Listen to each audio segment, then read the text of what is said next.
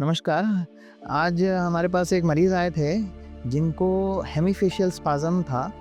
तो hemifacial spasm या फिर एसेंशियल ब्लेफारोस्पाज़म बीईबी, ये जो प्रॉब्लम होती है ये क्या होती है? मैं इसके बारे में हम आज बात करेंगे। कई बार हमारे ब्रेन से जो है एक्सेस स्टिमुलेशन की वज़ह से जो पलक है और जो ये फेस का हिस्सा है, ये सारा कुछ ना फड़फड़ाने लगता है।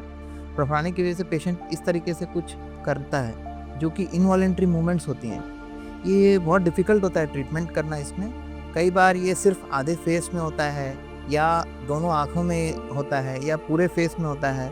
ऐसे अलग-अलग फेस के भाग को वो अफ़ेक्ट करता है। वो जिस भाग को अफ़ेक्ट किया है उस तरीके से उसका नोमेनक्लेचर या फिर नाम दिया गया है। अगर दोनों आँखों को अफ़ेक्ट करता है तो उसे बिनाइन एसेंशियल ब्लेफारोस्पाज़म किया जाता है या फिर बीईबी। और अगर मान लीजिए आधे फेस को अफ़ेक्ट करता है तो हमें हेमीफेशियल स्पाज़म कहते हैं। तो अगर इस तरीके की किसी भी व्यक्ति को प्रॉब्लम है, तो ऐसे में हमें कुछ इंजेक्शंस के माध्यम से उसका इलाज करना पड़ता है। आपने कई बार सुना होगा कि बोटॉक्स इंजेक्शन लोग लेते हैं, लेकिन जो कॉमन हम लोगों का सुना हुआ है कि बोटॉक्स इंजेक्शन एक्चुअली सुंदरता बढ़ाने के लिए या रिंकल्स को हटाने के लिए किया जाता है। बट इन केसेस में ये एक एसेंशियल ट्रीटमेंट है, जो कि इस एक्सेस मूवमेंट्स को पैरालाइज़ कर देता है टेम्परेरी। तो अगर हम वो इंजेक्शंस फेस के आसपास, आँखों के आसपास अगर देते हैं, तो उससे वो जो एक्सेसिव मूवमेंट्स है या फड़कना है, वो रुक जाता है कुछ महीनों के लिए। ये एक टॉक्सिन है, बोtulinum टॉक्सिन इसका नाम है, जो कि कुछ महीनों तक के लिए ही काम करता है।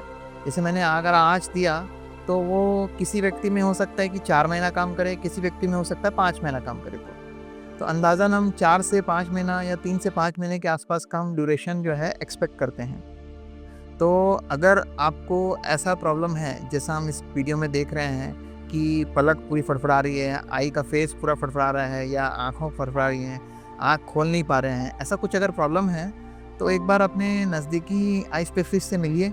वो आपका डिटेल जाँच करेंगे और अगर मान लीजिए आपको बीईबी या फेशियल स्पाज़म का डायग्नोसिस होता है, तो उस केस में हम कुछ बोटॉक्स इंजेक्शन के माध्यम से उसका इलाज किया जा सकता है। धन्यवाद।